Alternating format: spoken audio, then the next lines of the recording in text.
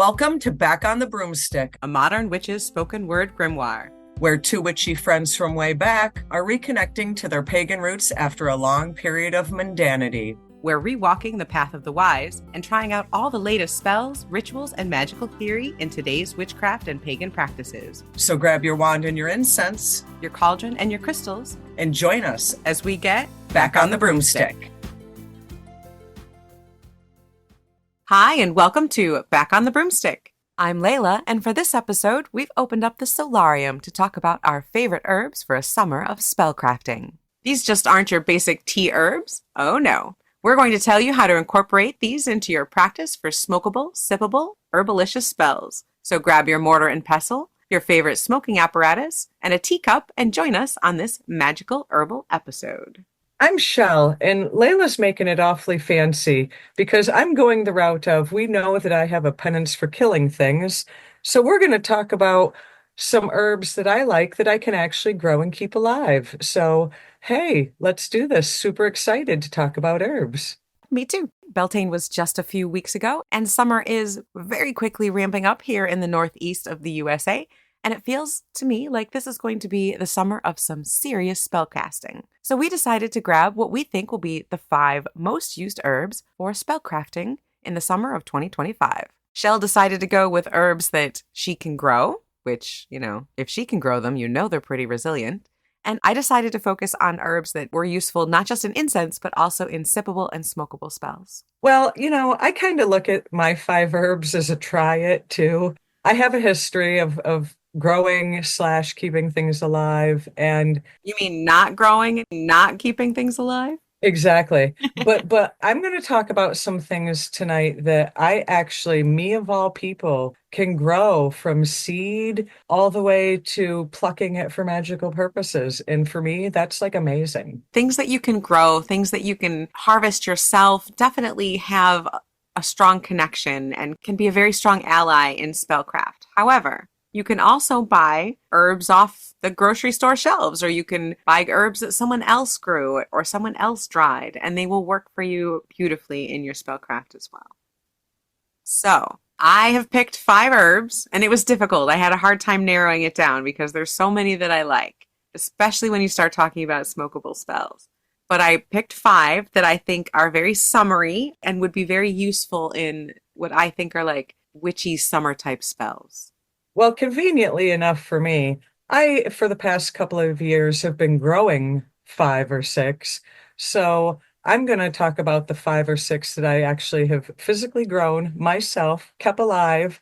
When I originally started these, because some of them I've been growing year after year now, I picked seeds that I knew that I would end up using for magical purposes, if that makes sense. Like I didn't go and plant lettuce. I should, but I did not. I went with the idea of let me grow this so that I can then use it for magical purposes, ritualistic purposes, that type of thing. Mm-hmm. So that was really my intent seed buying. I like having a magical garden and a kitchen garden if I'm able to, not always able to. So sometimes I'll just have herbs that do dual duty, like rosemary or culinary sage or things like that, things that I can use in cooking and in magic. I grow a couple that I use either dried for incense or have put in teas. So yeah, multi-purpose. So the first herb on my list that I'm going to talk about is one of my favorites,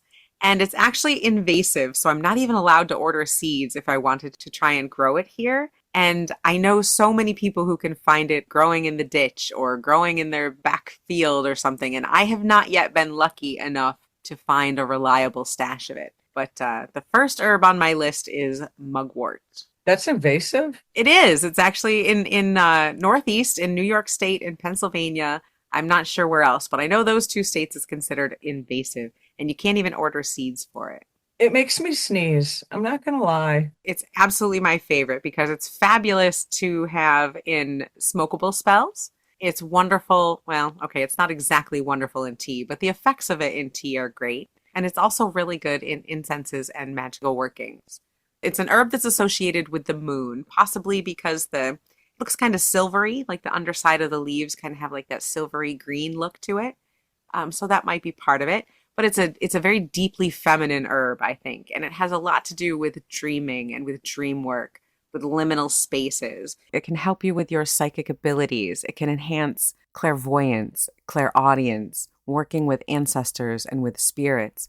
It's also excellent for banishing negative energies and for psychic protection. It's just a really great witch's herb.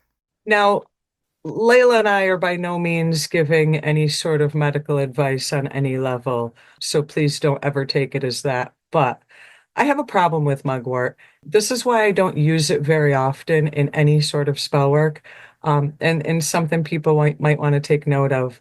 I am actually allergic to mugwort, and when I smell it, breathe it, am near it, touch it, anything in my vicinity, I can't breathe and I start sneezing my brains out. And like there's been times when I've used it going into it knowing that I'm going to have a sneeze-a-thon, but overall I do try to avoid it just for the sole fact that it is something that if you're allergic to like everything outside, mugwort might not be a good thing for you to be utilizing. But again, by no means am I a doctor, just telling you my personal experience. That's actually a very good point. So we're going to put in our standard disclaimer here. Shell and I are fabulous witches.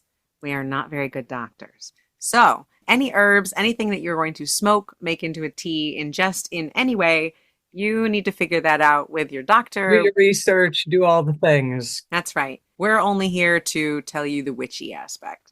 But I see its purposes and it is very good. I just personally am not a fan because it triggers me not being able to breathe out of my Right. nose. As long as you're not allergic to mugwort, this is one of those things that I really love to make into smoke bundles. I like to dry it and make a smoke bundle. This makes fabulous cleansing bundles. If you're going to be doing a ritual or spell work, this opens up that liminal space. This is going to connect you with your psychic abilities. It's going to enhance your intuition, your clairvoyance, your inner sight. So you can use this in a smoke bundle. You can grind it up and add it to a smokable spell. You can put it in your tea in a smokable. It's a very full-bodied smoke. So you can use that as the main ingredient, although a little bit goes a long way. And it has a very pleasant taste. However, in tea, sometimes it has a little bit more of a, Earthy. yeah, musty. Yeah, it's not the greatest in tea. Again, a little bit goes a long way. But if you use it especially before you go to sleep, before you do any type of meditation or dream work, mugwort is fabulous for prophetic dreams, for clairvoyance. Yeah, I've actually used it in the past. The few times I have used it, I have blended it into a loose incense mixture.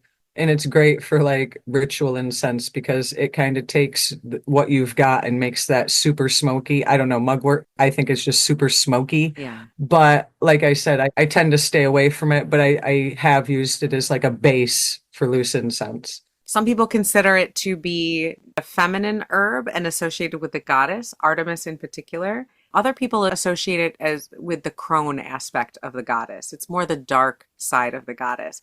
This is when you want to go within, and it can also be an ally for you if you're trying to maybe confront your dark side, if you're doing shadow work, if you have things that are difficult that you need to see through, mugwort can help you with that as well. So if you don't want to ingest it, you can use it in an incense, you can use it in a smoke stick, you can put it in a dream pillow, but it's a fantastic herb for that. And I think summers are a very good time for dreaming and dreaming of the future. So that's why I put it in there. Now, you mentioned invasive, so we're going to talk about my first herb here that is a tad invasive. Basically, once you grow it, it is like I don't even know what, like a weed that just. I think I know already what you're going to say. So my first one is going to be mint. Peppermint's on my list too. About 5 years ago, I grew my first mint plant. And, at the end of the season, I didn't know. I am like the last person who should really be planting anything. So at the end of the season, I didn't know. It kind of looked like it was dried up and withered. So I dumped the pot in like a mulch pile. Oh no. So, the next year I could put new dirt in, plant something new. Well, who knew? There's a little street in between my house and this mulch pile across the way. Let me just say that 5 years on, shit ton of mint over there. But did I learn my lesson? No. So I had a friend who was like, "Hey, do you want to grow some mint?" And I'm like, "Yeah, I threw mine away. That was pretty shitty." So I took these cuttings. Who would give me cuttings? Like I know what I'm doing, first of all, but somehow, Oh, it's mint. It's going to be fine. well, this is why mints worked out for me. Let's talk about resiliency here, folks. So I just take these two whatever cuttings, shove them in some dirt because I don't know any better. That shit has grown for the last 3 years. This year, I thought again that it was dead, and I was gonna dump it out, and I put another pot in that pot because I was gonna dump them both out. Literally, that mint has grown around it, and it is like, you ain't killing me, woman, no matter how hard you try. I think mint works for me because of the resiliency. So if you do not have a green thumb, mint is one of the things you need to do. And definitely keep it in a pot. Don't grow it in the ground or it will take over. Seriously, like I have more mint across the street than I need to. But there's a lot of different uses for it. I've been kind of trying to get away from sage, which I'll talk about in a minute, as far as like a cleansing thing. So mint can be used for cleansing or protection, the same as, sage could be. Or Um, mugwort, unless you're allergic to it, like yeah, shell. or mugwort. Yep. I was making, I think this was last summer when I had mint. I was making mint and sage bundles, Mm. which, can I just say, smelled amazing. We won't talk about the fact that I'm not sure if I'm growing peppermint or spearmint. We're just going to leave it at mint and move on. But prosperity. I love mint for prosperity. Yeah. I mean, how much better can you get than cleansing, protection, and prosperity? What else is there? Also, amplifying your intentions.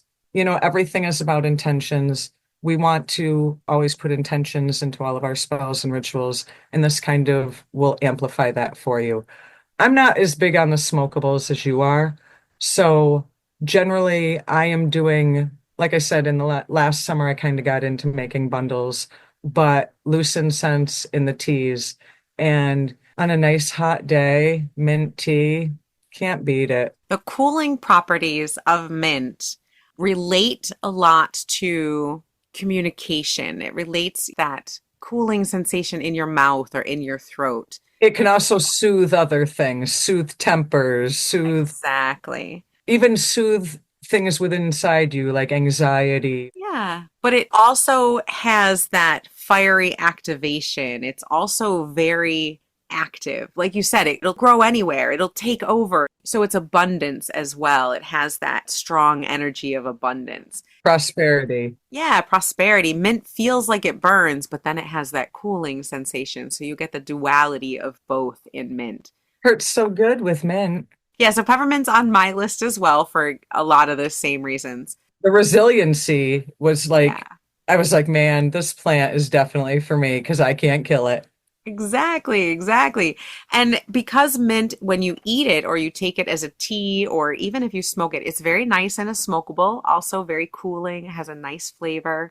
No matter how you take it, if you smoke it, if you eat it, if you take it as a tea, mint can be very good for your stomach. So that can also help you ground. That can be a wonderful way to center and ground yourself is a little bit of mint tea. And again, with that fire and cooling aspect of it, it's good for balance and balancing yourself. And just like you were saying with the mugwort, you can also put it in like a sachet under your pillow or drink it as a tea to promote dreams or visions. Oh, I haven't heard that. I love that. I like to call them sleep visions because I don't think it's, how sometimes you're like kind of awake and kind of asleep. That alpha state. Yeah, like a sleep vision. So you're not really like dreaming in a dead sleep. This can kind of promote that, as well as there are people that use this as part of love spells. I never have, but do what you gotta. Do what you gotta. I've heard that as well. Again, I think it goes back to the balance. It's the fiery bite and the cooling qualities both in one plant. So I think that can help you in a relationship to have balance and good things in a relationship. I've never used it for that, but again, you do you. Um, Right. Mostly for joy, happiness, abundance, success, those types of things. And I don't know why, but like I like it as a cleanser. And I think This is so ridiculous of me, but you know how I am with my associations. Most toothpastes I use are mint flavored. So I think of mint sometimes as a cleanser. Yeah, no, I love that. That's perfect association. Like I said, I sometimes try to get away from the sage thing is a cleanser, is or a cleanser or a Hmm. spiritual cleanser. And mint has definitely been something that I've tested out. And I feel like sometimes when people use sage to cleanse, I don't want to say it like brings you down, but it almost like brings like It's this. so earthy. It's so When grounding. you use mint as a cleanser, it more like brings you up and almost like brings like a level of excitement instead of a level of calm. Does that make sense? Yeah, absolutely. I love that. Now, before we move off of mint, lovely peppermint, I do have a story for you. Okay. So there is a Greek myth about mint and how it came to be. Do tell. And it has to do with our lovely goddess, Persephone. So Persephone and Hades have been married for a while in this myth. And Hades, much like the other men in his family, is a horn dog. Well, you know. Dude can't keep it in his pants and is running around and finds this, by all accounts, absolutely stunning, gorgeous woman named Mint. He snatches her up, they have a fling, and somehow Persephone finds out. Did she turn her into a plant to get rid of her? Yes, Persephone, a lot like her mother, is an agricultural goddess. And so she turned that cheating woman into a plant. She should have turned Hades into a plant. I mean, You know, for real Greek here. mythology is kind of like the soap operas of the 80s. You can see the ending. Right? She turned mint into a plant. I'm not sure if that's how you pronounce it. It's spelled Minthe. So I don't know if it's mint, minthy, mint. I don't know. So this water nymph was turned into a plant by Persephone, and Hades, who felt awful at his part in this whole thing, gave her the lovely fragrance and taste of mint. And he must have made her resilient because I can't kill mint for nothing. Not even Persephone wanted to kill her, just turned her into a plant. So there you go. Now, because I've mentioned it a few times, I am going to usurp you and go right into my second one and cut you off. Okay. Sage, like that was like the first thing I tried to grow. Now you're talking about culinary sage, right? Yeah, so Good so stuff. I planted this plant. I happen to have two pots now, but this first pot I legit planted 5 years ago. I am not joking you. I will take a picture for you. It is still outside and regrowing. I This is another one. I can't kill this. I have amazed myself. I left it out in the winter. I didn't clean the leaves out of it. Moss grew on the dirt. I have battered and bruised the sage probably more than any other plant. And it says, bitch, you ain't killing me. It's growing right back now. Like, again, I like using it for bundles. I like using it for cleansing. I don't drink sage because it's to me has a weird taste. Not my favorite to smoke either. It's weird to me. Yeah. But there are so many good uses for sage, and it just really started out as a can I grow this? I'm telling you, resilient plant number two. Can't kill it for the life of me. Culinary sage and white sage, that a lot of our listeners might be familiar with, are two Two different very things. different things. Yep. They smell different when they're burned as an incense. This isn't one that we personally prefer to do in a sippable or a smokable. This is more used in a bundle or a loose incense. Yeah. It just the taste is weird. And it's very grounding, it's very earthy. Culinary sage is more for, I would say, in my personal opinion, is more grounding, is more for when you need to tone the energy down, when you need to be settled and strong and standing strong. So I guess in some ways it can be a cleansing herb in that way because you're bringing things back to basics. Whereas white sage, that a lot of people are familiar with, that's going to be more of a actually clearing out the negative energy. It's also uplifting and it has a lot of spiritual significance for some Native people. So it cleanses in two different ways, I would say. But different episode, totally different between culinary sage and white sage. Yeah, but definitely a good one to grow and to have for that grounding and that earthing But aspect. I sometimes think, and also it depends on what I bundle it with, kind of a digging for deeper wisdom. I don't know why this particular Oh, breed I of love sage that. makes me think that. It's like a grandmother herb. I love it. That's the only way I can explain it, digging for deeper wisdom, and it kind of like leads you down that path, I think. Yeah. And again, sometimes it depends on what I mix it with, but I think that everybody, if you're going to grow a little herb garden, get the sage from the Home Depot. It should be a staple in your herb garden. Yeah, and I really like to add it to bundles because it does add that good, strong, solid base earth element. I like how you just said that. It's a good base for bundles and it's a good base for loose incense. And it's an excellent base for doing deep meditative or deep ritual and spell work. And again, shell can't kill this one either. Fantastic. All right. So, my third herb, I picked one that is very summery and very fun. It's a tropical herb, so maybe that's why, kind of gives me that summer vibe, but also its magical and physical properties, they kind of give you that summer feeling, adventure, positive energy. It's about summer romance and loving yourself. It's that bright, sunny, happy, it's all those wonderful, luscious, sensual feelings of summertime. Whimsical, dreamy, That's right. fantasy. So this herb is damiana. Ooh. Why did I all of a sudden get practical magic vibes? That's the belladonna is in the bag. And yes, we have belladonna, not on this episode. Damiana, though, you got to be careful with that. hmm Everything, all of these, even the peppermint. Please Well, be yeah. careful with all of it, people. But yes, do your research. Talk to your herbalist. Talk to your doctor. Talk to your pagan minister. I don't know. But before you do any of these, you can always use it in an incense and not have to worry too much about it. You Right, can use it right. in a smoke stick, whatever you want. When in doubt, just burn it. And don't inhale. Right? But if you're me, I'm going to inhale because I really Okay, I've do. never smoked this. What's the taste like? Damiana in smokables taste kind of like a floral, grassy, a bit sweet. To me, it smokes and tastes like an herby cannabis. It's nice. Ooh. This plant is sun loving. It's beautiful yellow flowers. You can smoke the leaves and the flowers, by the way. Now, do you just smoke this itself or in a mixture? I smoke it almost always in a mixture, but it can be smoked on its own. It's very cannabis-like as a smoke, so it can act as a base herb in a mixture. Right. Mugwort and damiana. Whoo! All right. So damiana is passion. This is love, self-love, romantic love, sensuality. Burn it in an incense, have it in tea, have it in your smokable.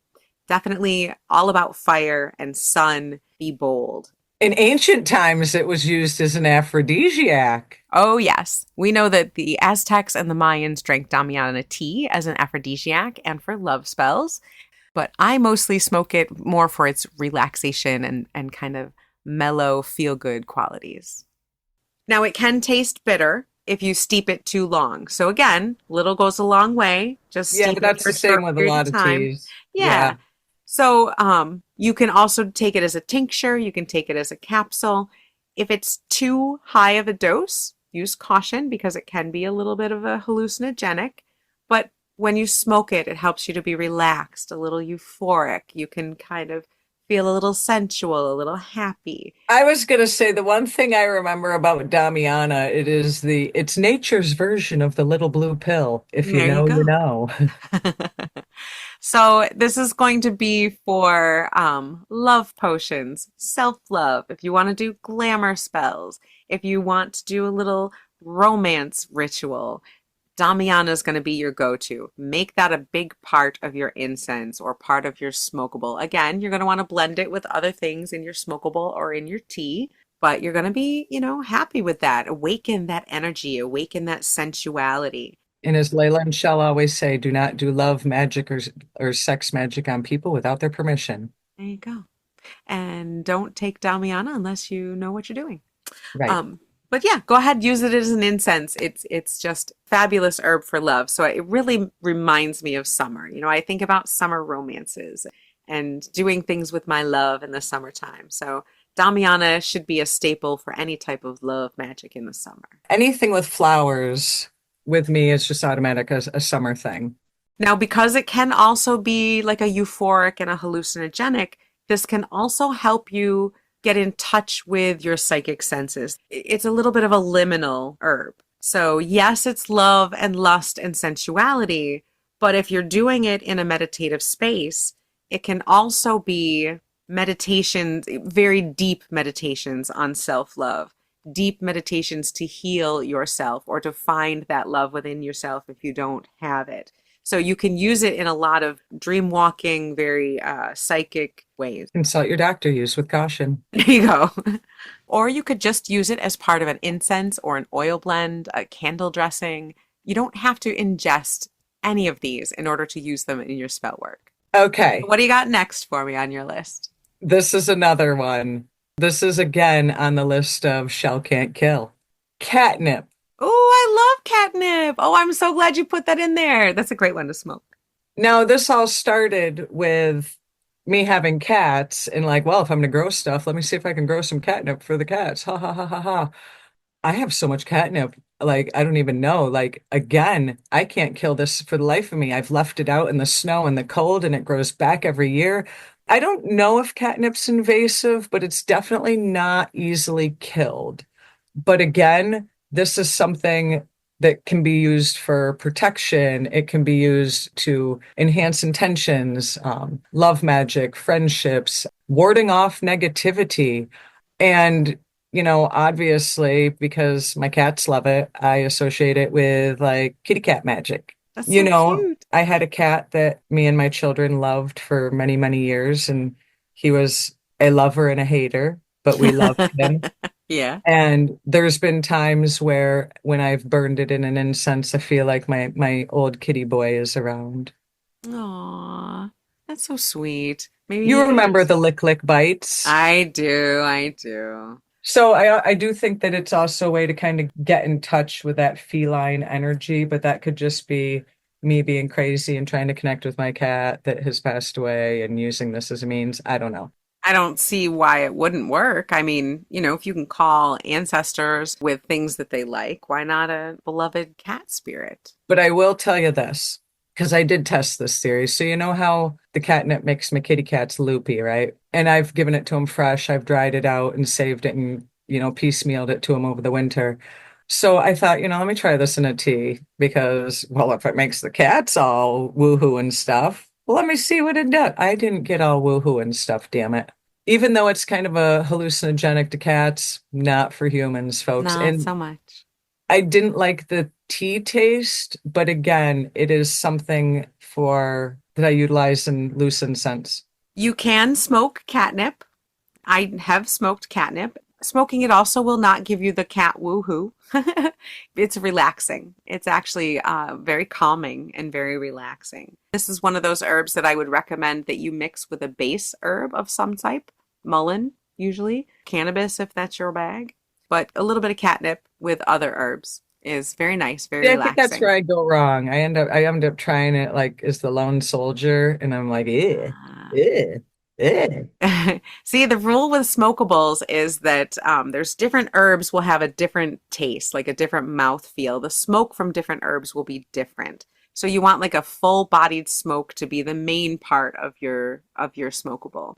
And then you'll add your flavoring herbs and your supportive herbs after that. So catnip would be more like a flavoring herb that What you'd you're saying add. is mixed it with my weed, and I'll be fine. Mix it with your weed and you'll be happier. I got Exactly. you. There you go.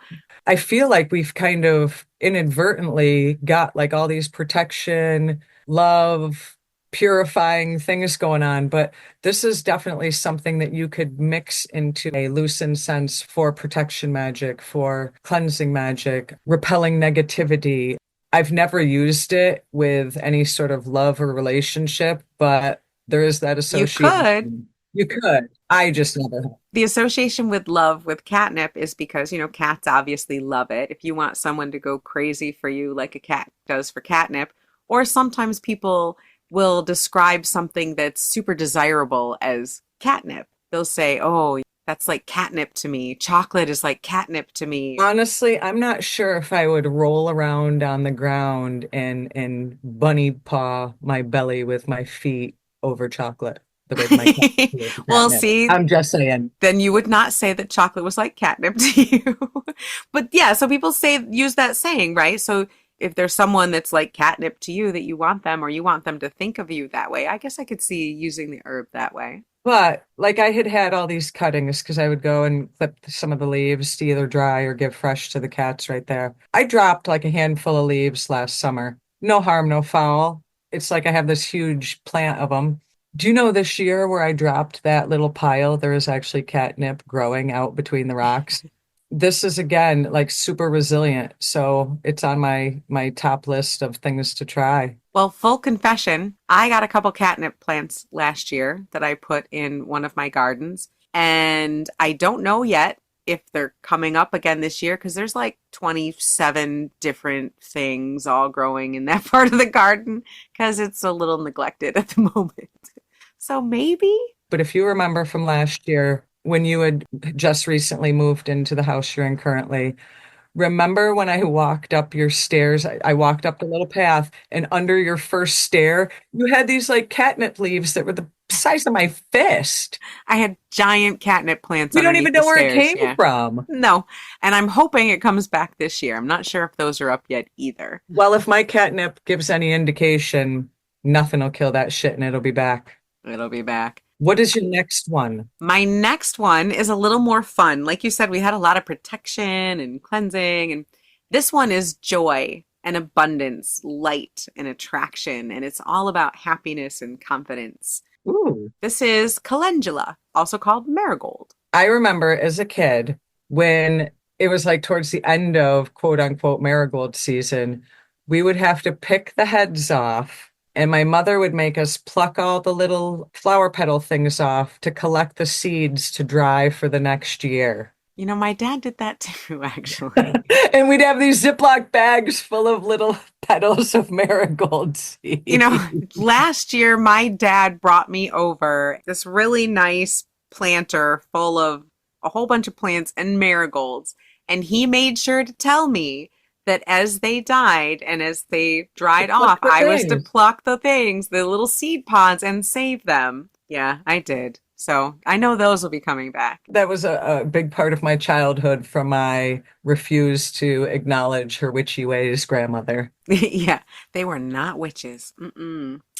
So marigold, calendula, you can use them for protection. You can use them to prevent evil from coming in.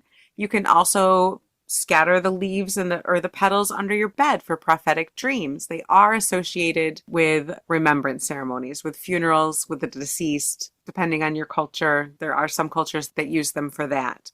Part of that is because of the sunny, bright nature of these flowers. They're so beautiful that they help you to remember the sweetness of life, the brightness of life. So even when you're remembering someone who has passed, they help you to remember the joy of that person's life. You know, it's so funny that you say that because when I was younger, people still do this, but not as much as back in the day. You know, we'd get dragged to the cemetery in the spring, time to clean off every person I've ever been blood related to ever's gravestone. And my grandmother would sit there and plant marigolds literally at everybody's tombstone. And I'm like, why would you pick these flowers of all things? Now it's all making sense to me. It's about remembrance, but it's more about remembering the happy times. It's about positivity and joy. So it's not remember your ancestors or the dead with sadness. That's why they're so bright and remind you of the sun, because you're supposed to remember them in happiness and in joy in better times. Well, and they also grow in sunshine colors, orange and yellow. Exactly. Yep.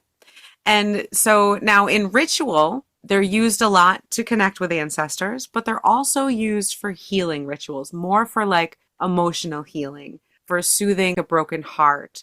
If you have painful memories that you can't get over, if you have regrets, if you have problems in your life that you really want to soothe and move past, calendula is really good for that because, again, it helps you to see the positive side of things. It helps you to see that the sun will come up even after things have been difficult. This is mind blowing because honestly, I'm not gonna lie, I never thought of marigolds for a magical purpose. Obviously, they're a plant, they're a flower, obviously, but like I guess in my mind, I always associated it with going and planting them at the graves every spring with my grandma and plucking those damn things out and putting them in Ziploc bags. I never thought of them magically. They're also good for protection. And I have a similar story because when I grew up, when my mother would plant a garden, she would always plant marigolds all around the perimeter of the garden. And it's because they're a natural pest repellent, insect repellent.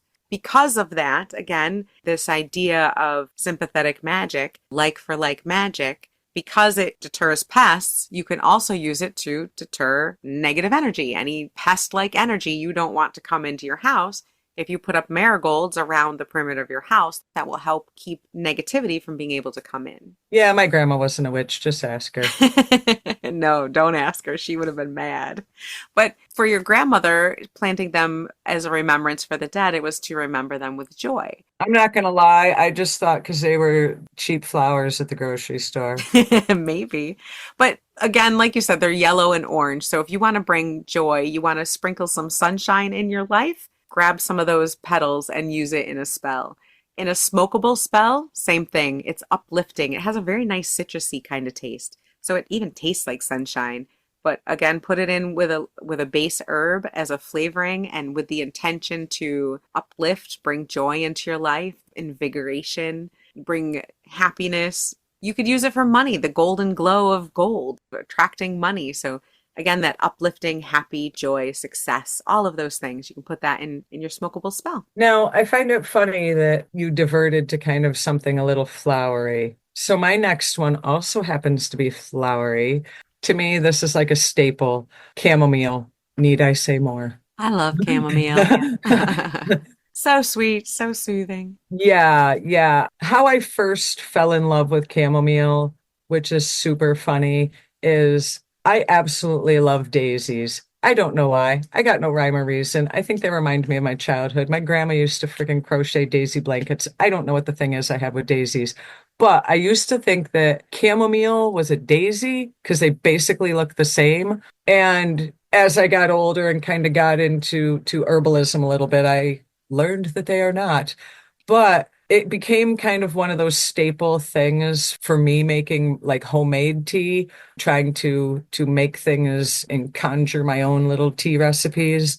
I like how it grows because it's so pretty, but aside from kind of promoting that positiveness, like some of the other things we've talked about, it can kind of repel that negativeness and kind of that little protection, balance.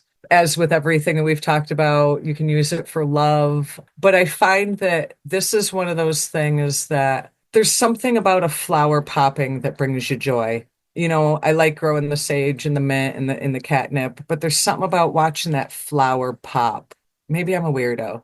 I don't know. He loves flowers in the spring and summer. I used to have chamomile grow in the back of my house in New York. And there was a couple of times that I would pick off the heads and float the flower heads in my bath and take like a chamomile bath. Oh, that sounds nice. That sounds really nice. You want a relaxing bath. Yeah, that's one witchy Light a way few to do it. candles, put some flower heads in your bath, boom. I don't generally burn it a lot just because with chamomile, I tend to more drink it. I like chamomile in my tea, and just about any tea I can throw some chamomile. I tend to get mine in big bags and it's dried and it's usually the head of the flower. Yep. And I And like to it's good for that dreaming, that sleeping, that deep inner alpha / sleep work. Yes. I like to smoke chamomile for relaxation and for spells where I want to have a soothing, slow, gentle energy. My only problem with smoking chamomile is you definitely need a grinder. It's a pain. Those big flowers, you got to grind them up. Yeah, I've never smoked it. Like I said, my go-to with chamomile has always really just been tea. It's just so nice in a tea. It tastes good smoked, tastes good in a tea. It's super easy that way. Put a little honey in it, boom, good So stuff. good. That's summer in a cup right there. But also, if you have problems sleeping, or if you have anxiety about sleeping, this can kind of get you into that relaxed and mellow, sleepy mode. Actually, what there is a tea brand. I can't remember which one it is, but it's one of the top three brands. They do one called Sleepy Time. All it is chamomile tea, people. And if you're going to be doing meditation, if you're going to be doing dream work, and you don't want to do something like mugwort or damiana, that's a little more psychoactive, that's going to be a little stronger, chamomile is a wonderful, wonderful herb to use to assist you if you're going to be doing meditation work or dream work. It's an alternative too, is if you're like me and are allergic to the mugwort. Exactly. Maybe you want to drink a cup of chamomile tea with, like you said, with honey. because that's going to bring in that sunshine, that summer energy before you do a tarot reading or before you do your tarot draws. I've also mixed it with the mint that I grow too. Yeah, that'll give you the energy, the clarity from the sunshine, and that'll also give you the calmness and the connection to your psychic ability from the chamomile. And so that just kind of helps you ease into that meditation or into that psychic work that you're doing. This one, I wouldn't say it has the resilience to my growing methods as the other three. I just buy new seeds every year and keep on keeping on. But I definitely think that flower wise, it's definitely one of the top ones. I like it because the smell is good, the taste is good. And again, I can mix it with different things. It mixes well with other things. It plays well with others in the sandbox well. Yeah. I can mix this with, I go and buy kind of loose teas or ingredients for loose teas. I can mix rose hips that I buy with the chamomile and kind of make my own little florally blend of tea. I like to use it not just solely by itself, but mixed with other things. It mixes well with other flavors. If you're doing the tea thing. And in spell work, adding chamomile to your spell in whatever form, incense, tea, smokable, brings that subtle happiness, that quiet joy. It brings a nice even keel, a nice even centeredness to whatever you're doing. It's gentle, it's nice, it's calming. And you can pretty much add that to any spell that you're doing to just bring a nice note into it, to just bring that nice calming But it's energy. also an intention booster, Yeah, though, too. exactly. So, you can kind of amplify your intentions with something like chamomile. Exactly. And not in a jarring way, in just a nice, smooth way. But it's also one of those things where it's nice to just kind of sit out on the deck on a summer evening and just drink some chamomile tea for the sake of. It doesn't even have to be for magical reasons. It's Nope. good to just drink, enjoy the Chamomile, tea. mint, and rose hips. Sounds like a nice summer evening to me. Just saying. Now, my last herb, this one's my favorite, and it's another one that I used to have growing in abundance in my yard, and I wish I did now. And you're probably going to laugh at me when I say It'll this. be You're gonna something think weird, isn't it? it is stinging nettle. What? I love it. It's perfect. You are a weirdo. Yes, I Although am. nettle tea has the juices, I'll give you that. It does. Magically, health-wise, stinging nettles are fantastic. This herb has been used for thousands of years all over the place. They do, they call it stinging nettle for a reason, right? I do. I used to play with it when I was a kid. Yeah, We'd sting yeah, each other on purpose. Oh, I know all yeah. about stinging nettle.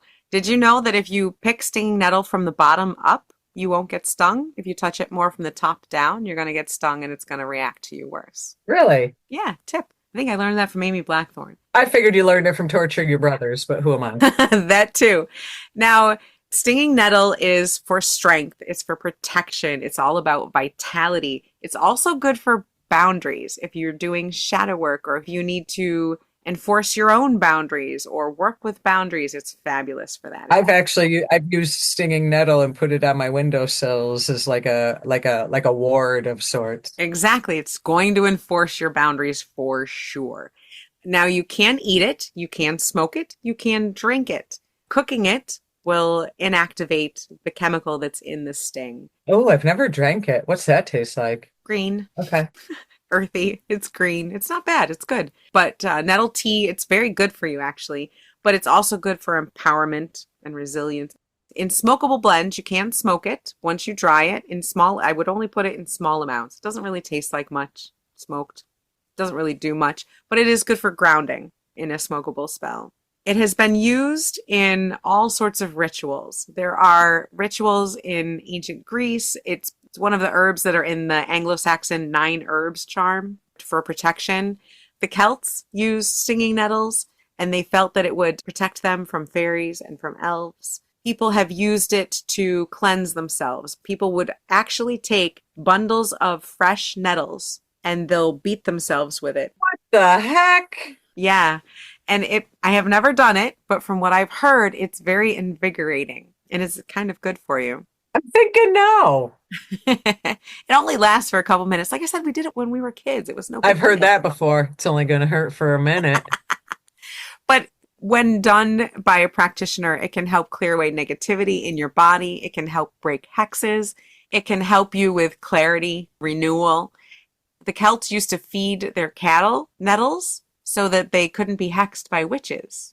Weird. Have you ever heard of the seven swans? I don't think so. It's one of my favorite myths, and it has to do with nettles, funnily enough. Other than on the 12 days of Christmas, seven swans a swimming. Nope, this one has to do with a king who had seven sons and a daughter, and he married a new queen. And somehow a curse came, whether from the queen or someone who came to the land, I'm not sure, it depends on the tale. And the seven sons were turned into swans.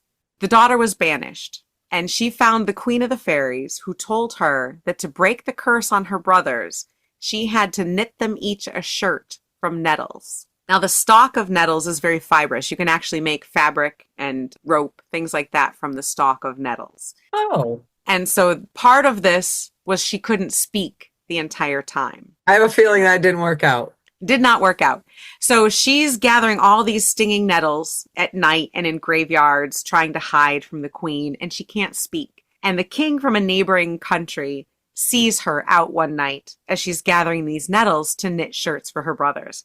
And of course, he falls in love with her. I don't know why, but anyway, she can't talk to him. So he brings her back to his castle, where she continues to gather nettles in the graveyards at night. She only has until the end of the year to finish the shirts and break the curse on her brothers. So she keeps doing this in secret, now trying to hide from the king, until one night an advisor to the king sees her and decides this is evil witchcraft and tells the king that she's a witch and has to be burned. And because she can't speak, she can't defend herself.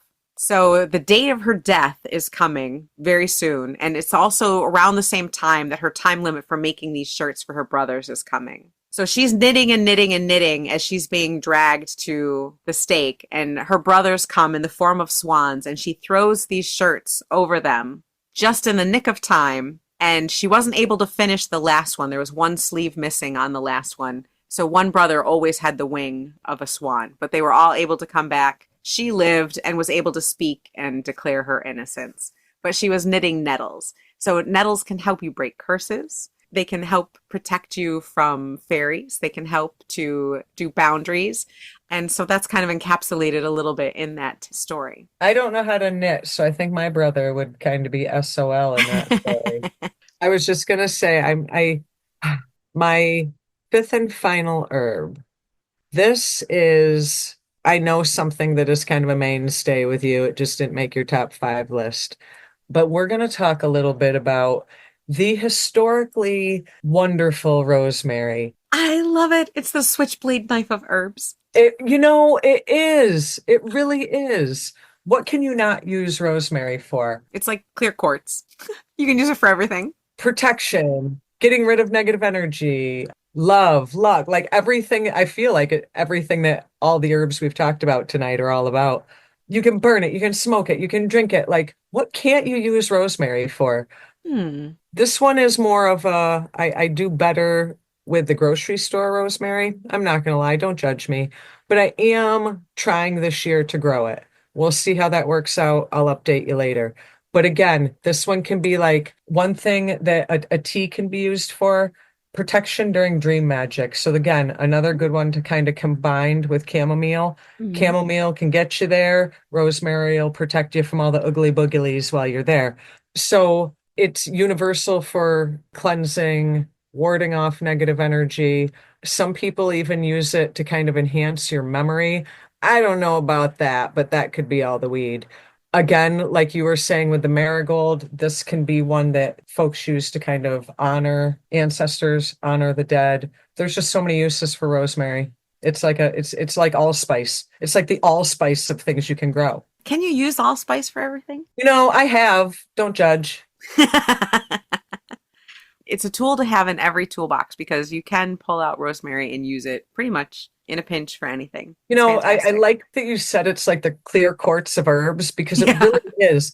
If you need a substitute for something and you don't know what to use rosemary. It's like one of those, it's like the universal substitute, like clear quartz. It really is. It's the Swiss Army knife of herbs for sure because you can pretty much use it for everything. I mean, I can't think of anything I wouldn't use it for, just because it is kind of universal. And that could just be me making up my own definitions for rosemary. But again, this is my first go at growing it and not getting it from Wegmans. So we'll see how that goes.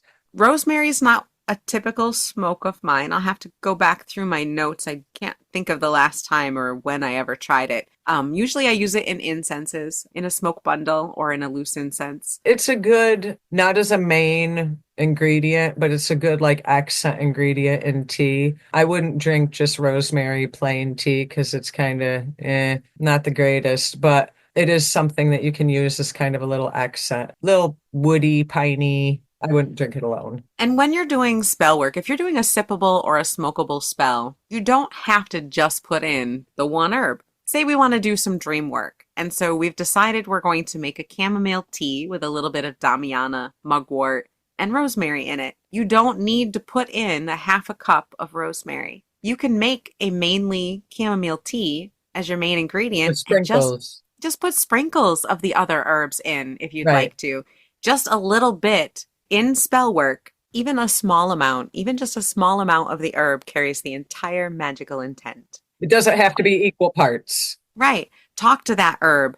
Tell it your intention. Say, hey, rosemary, Swiss Army knife, clear quartz of herbs. I would like you to focus on supporting me through my dream work. And then just sprinkle a tiny bit in your tea.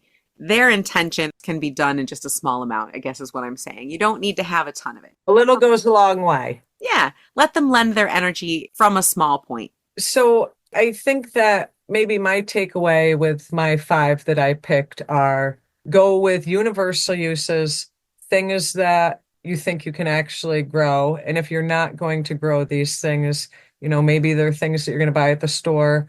Put a little love into them. That seems to be working for me. A little love goes a long way with plants. I'm learning. It does. They like I'm you. They want you to learning. talk to them. They like it. They love that. So between the two of us, we definitely have a pretty good apothecary for summer spell work. You, I think, have ones that need tender love and care, and I have ones that you can use and abuse and they'll still grow. See, you don't necessarily have to grow these. I'm not talking about herbs. Mine aren't necessarily herbs you have to grow. Yeah, I picked the ones I grow because I'm so damn proud of myself. I am proud of you too. This is exciting. I know your outdoor plants tend to do better than your indoor plants, but it's pretty impressive that you can grow anything. I wouldn't go that far, so I wouldn't go that far yet. Our 5 herbs of summer is actually more like 10 or 11 herbs of summer, but hey, you can never have too many. And this definitely, we both had a struggle keeping it down to this much. There's so many more we could have covered. So Dandelions. I yeah, wanted to talk about dandelions, but next time. next time. All right. So thank you so much for listening to this episode where we go over some herbs that you can use for your summer of spells this year. If you are looking for something to grow, maybe we've inspired you. Maybe we've given you something that, like me, you can't kill no matter how hard you try. Or maybe just something that you can buy at your local witchy shop down the store. The point is, we want you to get into a groove of growing some herbs, learning some herbs, keeping some herbs in your toolbox, and loving them like we love them. Whether it's sippable, smokable, or in an incense, herbs add so much to your spell work. I hope you guys are having a wonderful summer and are going to add some of these herbs to your workings. So thanks so much. We will see you next week. In the meantime, give us some likes, some stars, some reviews. It really helps the show out and makes our summer a little better. I gotta go, Layla. I got plants to water. Yes, you do. You need to keep them alive. And proof of life, Chelle. We need proof of life. Proof of life. All right. So while Chelle goes and takes pictures, I'm going to go wrap up some herbs in a nice little smokable joint. And we will see you next week. Be wise, be wicked. And use that green thumb and keep it witchy.